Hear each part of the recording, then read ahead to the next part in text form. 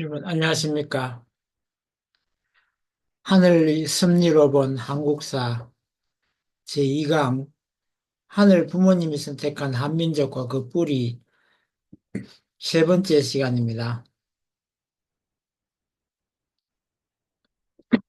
하늘 부모님을 모시는 신앙의 뿌리, 이번 시간에는 천재 문화와 정화수에 대해서 말씀을 올리고자 합니다. 먼저 천재 문화에 대해서 소개를 하겠습니다. 환단 고기의 태백일사에 보면 신민년에 번한 임나가 제25대 솔라 당군의 조서를 받들어 천단을 마한의 수도인 백아강의 동쪽 교회에 설치하고 삼신께 북을 치며 풍년제를 올렸다는 구절이 한자와 이두로 표기되어 있습니다. 정성으로 천단을 쌓고 삼신께 추수하세 황운을 축소하며 만만세로다 만인을 돌아보며 풍년을 즐거워하도다 라고 기록되어 있습니다. 이 같은 내용이 태백일사 사만관경 본기나 분한세가 하편 2에 기록되어 있고 그 내용을 보면 둥글게 모여 북을 치며 노래하는 형태는 서기전 3897년 이전의 한국 시대로부터 이어온 태백환 무가와 일맥상통하여 당군 조선 시대부터 왕이 나라의 부강과 백성의 번영을 기원하는 천재를 거행한 것입니다. 이어 당군 세기의 기록에 의하면 지금부터 3200년 전에 풍년가를 부르며 정성으로 제단을 쌓고 삼신께 삼신 하느님께 장수를 기원하며 당군께 행운과 만수무강을 축원한다 하였습니다. 모두 모여서 만세를 부르고 풍년을 즐거워하였습니다. 16대 위나 당군은 제위 28년 무술년에 구한족의 모든 왕을 연고탑에 모이게 하여 삼신일체 상제님께 천제를 올릴 때 환인, 환웅, 치우를 배양하고 당군 왕검께 제사를 지냈습니다. 5일간 백성들과 함께 연회를 베풀고 불을 밝혀 밤새워 천부경을 노래 부르고 마당 밟기를 했다 합니다. 한쪽에 횃불을 줄지어 밝히고 다른 쪽에는 둥글게 춤을 추며 애환가를 함께 부르기도 했습니다. 이렇게 당군 세기의 내용을 보면 둥글게 모여 북을 치며 노래하는 형태가 서기전 3897년 이전의 한국 시대부터 있어온 태백환 무가와 일맥상통한다고 말씀을 드렸었는데 당군 조선시대부터 왕이 나라의 부강과 백성의 번영을 기원하는 천재를 이와 같이 거행한 것입니다.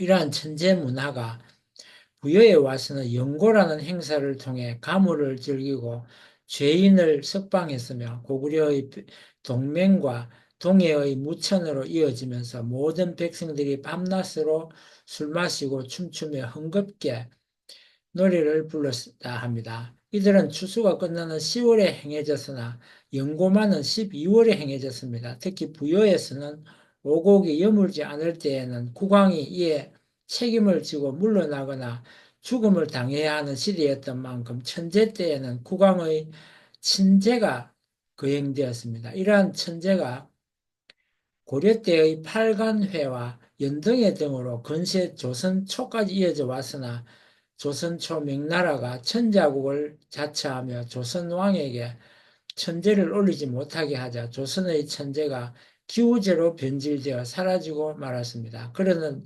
1897년 고종 황제가 원구단을 설치하고 천제를 올려 만천하에 황제 등극을 알리며 천자국의 위상을 되찾고자 나라 이름을 대한제국이라 선포하면서 천제가 다시 부활하기 시작하였습니다.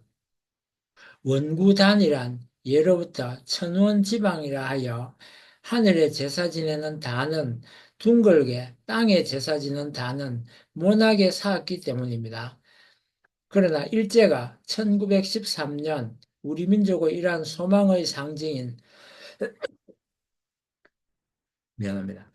원구단을 무너뜨리고 그 자리에 호텔을 지어 한민족 고유의 정신문화인 경천 숭조 사상을 말살하고 말았습니다. 우리 한민족은 천재를 올리고 하늘의 뜻을 따라 나라를 통치한 천자국이었습니다. 이 천자라는 말의 어원도 우리에게서 나왔습니다. 중국 호안시대 채홍이 그의 독단에서 천자의 호칭은 동의에서 시작된 바요. 하늘을 아버지로 땅을 어머니로 하여 태어났기 때문에 천자라 한 것이다라고 기록한 것이 그것입니다. 중국 중심의 천하 사상이 있었던 그들로 천자의 연원이 한민족에서 유래되었음을 인정하고 있는 것입니다. 고려시대부터 하늘과 땅에 제사를 드리던 단인데 현재 남아있는 것은 광무 원년에 고종이 황제로 즉위하면서 다시 제사 드리기 시작한 것으로 이곳에 황제 즉위식을 거행하기도 하였습니다. 서울 조선호텔 안에 일부가 남아있습니다. 원래 화는 원의 이체자로 구별 없이 쓰여서 환을 원으로 읽었음을 알 수 있습니다. 그런데 1953년 화폐개혁 시에 화폐 단위를 원에서 환으로 바꾸고 음독을 환으로 변한 이후부터 사람들이 원구단을 환구단으로 바꾸어 읽게 된 것입니다. 지금까지 내용은 전라정신연구원 이사장인 김동수 시인이 적어놓은 글을 제가 대신 낭독을 한 것입니다. 그 밖에 우리나라에는 천재 문화와 함께 정화수에 대한 문화를 갖고 있는데, 천재 문화는 사람들을 하늘에 연결하고 마을과 국가를 결속시키는 중요한 역할을 한 것이라면, 고조선, 부여, 고구려, 가략, 신라의 왕들은 하늘에서 내려온 천손으로서 제사를 주관한 것입니다. 고대 문화는 종교적 제의를 중심으로 꼽히었기에 한민족의 문화는 하늘 부모님에게 제사를 지내는 의식을 중심한 천재 문화였다고 볼 수 있습니다. 하늘 부모님에 대한 제사는 사람들을 하늘과 소통하게 하였을 뿐 아니라 고대 사회에서 마을과 나라 단위로 한민족을 결속시키고 유지시키는 데 중요한 역할을 했습니다. 한민족의 고대 역사에서 고조선뿐만 아니라 고구려, 부여, 가락, 신라 등 상고대의 왕국의 시조왕들은 하늘에서 강림한 천손이자 지상나라의 왕으로서 천재단을 쌓고 핵곡식과 가축의 재물과 북과 피리 등을 사용한 감으로 하늘에 대한 제사를 주관한 것입니다. 이 밖에 정한수라 부르는 정화수를 바치는 의식도 고대로부터 집안에서 여성이 중심이 되어서 하늘에 대한 경외심과 감사의 표시이자 정화의 의미로 행해졌습니다. 정한수는 맑은 우물물로 이를 떠서 하늘에 바치며 기도하는 의식은 하늘의 신성함을 기리고 인간의 소망을 전하는 중요한 제의였습니다.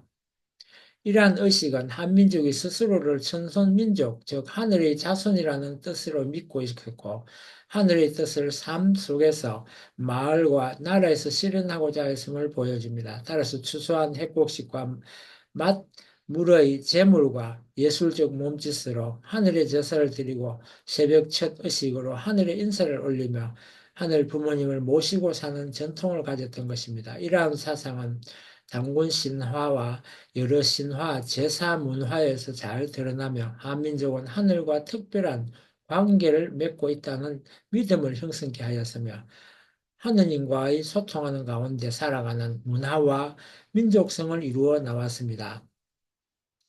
그리고 정안수를 떠놓고 기도할 때 주로 새벽녘에 하게 되는데 하늘을 쳐다보고 할 때 별자리 중에 칠성이라 하여 북두칠성을 바라보면서 기도한 여인들이 많았습니다. 그래서 정한수 기도의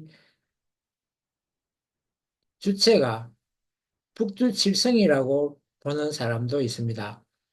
북두칠성의 정한수를 떠놓고 기도를 하게 되면 인간의 기흉화복을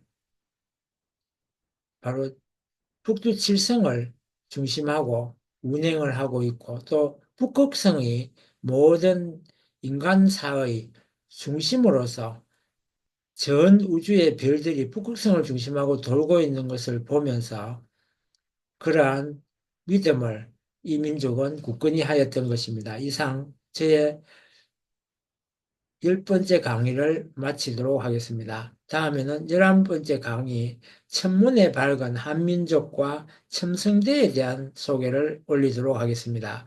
끝까지 들어주셔서 감사합니다.